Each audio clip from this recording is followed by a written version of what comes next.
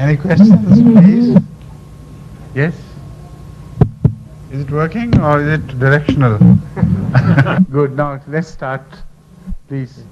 My question is that in Bosnia, for the glad tidings for Ahmadiyyat, how many Bosnians have accepted Islam, Ahmadiyyat? Well, it's an ongoing process. I can't tell you exactly the number as it prevails today, this moment, but it's an ongoing process. I know that definitely that the number so far is more than 12,000 or a bit more. I mean, I'm on the conservative side. But this year, because of the Bosnians who have become so enthusiastic in spreading the message to the Bosnians, I hope the number would rise many times, inshallah. And it's not just the Bosnians alone. With the grace of Allah, Albanians are now turning in large numbers towards Ahmadiyyat. Now this is good. Of course it is good, but from another angle of vision. It's good because people spread the propaganda against Ahmadiyyat that they are helping the Bosnians just for the sake of converting them. And they are spending billions of dollars, as of course they always tell lies, having received the money from Israel or some other government and this and that, and only for the purpose of converting them. They have no other interest. So now Albanians have started entering Ahmadiyyat in even larger numbers. Sorry. Let's say, a counter argument with us that who spent what on Albanians and what for? You see, we didn't give anything of aid to Albania or Albanian people living outside Albania, yet they are turning to Ahmadiyyat in even larger numbers. And if there are 12,000 or more of Bosnians, there are 17,000 or more of Albanians who have joined Ahmadiyyat recently. MashaAllah. So they also met me in Germany when I went to Germany this month earlier, and they were so fully charged with the message. They were determined to invite me to Albania with sessions even bigger than the Jamaat Germany sessions. So things are happening. It's happening upstairs, above. And what you hear is the resonance of what's happening above. Okay, next please. Yes. Assalamu alaikum. I have a two-part question. The first part is about the statement that I've heard in some books regarding the status of... State you heard in a book? Well, I read in a book. You might have read it, maybe. Yes, okay.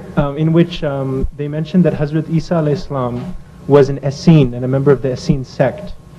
And I wanted to know what our position was on that, the Ahmadiyya Jamaat's position. And then... You see, Hazrat Yahya, this is the first part. Let me finish with it and then you come to the second one. Hazrat Yahya alayhi salam, Hazrat John the Baptist, was a leader of the Essene community. And it is known, I doubt if any Christian would debate this, that Hazrat Isa alayhi salatu wasalam got baptized at his hand. He built a community around River Jordan, and those who accepted him as prophet of God, they were baptized despite the fact that they were originally from Jewish stock. So from that I understand that every prophet creates a sort of community within that larger community, and baptism was the sign of following him. Even we read in accounts that one Ethiopian, one other grown-up, 3 persons got baptized, and they were dipped in the water, flowing river water. So what baptism really stands for is ghusl, as we have in Islam. when you want to cleanse yourself of sins, as an outward symbol, as a physical symbol, you take a thorough bath. And that is what baptism stands for, and it stood for earlier. Later on, with the changing of times, people, try to do away with the difficult part of ceremonies and want to retain only symbolic ends. So that is why just the sprinkling of water, became baptism, the sign of baptism.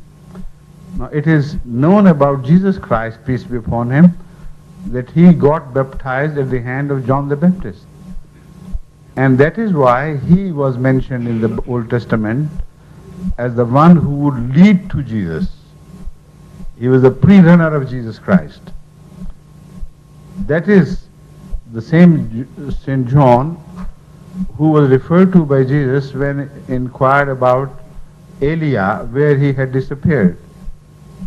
Some of the Jewish scholars used to taunt Christians about Eliah's second appearance. He is pronounced in some countries or some languages Elijah, and in some Elia, and in some languages Elias. He's the same person, a well-established prophet of God, the son of Zachariah, as you know. So he came, of course, but not the person who was mentioned by the Bible to appear before the coming of Jesus Christ. And what was the name of that? I'm sorry, I'm talking. I say Elijah, Eli or Elijah was John the Baptist, all right. But in the Bible he was mentioned as Elijah or Elia or Elias, as we know in Islam. So when Jewish elders taunted Christians, some of them referred the matter to Jesus Christ and inquired from him as to what position they should take against the enemies who mocked and jeered at the issue of Elijah. And they said it is very clearly written in the Old Testament that Elijah got carried into heaven sitting on his chariot, and as such he would return sitting on the same chariot physically and bodily. Now when John the Baptist baptized Jesus Christ, peace be upon him, he left behind an able deputy which was to grow even higher than he himself. So he practically worked as an usherer, as an opener of a door. And that is why when the matter was referred to Jesus Christ, he said, not naming it but indicating him, he was the Elia who was to descend from heaven. Believe it or not, it's up to you. It was a very simple but very profound answer. In fact, he has solved the riddle of all religious enigmas relating to some old personages returning to this earth. It always happens like this. There is no change whatsoever. So Jesus Christ, in his profound wisdom, pointed out that he is the Elia, reborn here on earth. If you are expecting an Elijah from heaven, then forget about it. You may die, your future generations may die, and such a thing would never happen. This was the verdict. But unfortunately, his verdict was completely ignored and forgotten by his own followers vis-a-vis his own second advent. He also had prophesied about himself coming from the heaven with glory, in glory. And unfortunately, Christians are expecting him to return physically, while his verdict vis-a-vis Elijah was even more soundly applicable to himself. In fact, he has told them in so many words that if Elijah was to appear symbolically as a representation, so would I reappear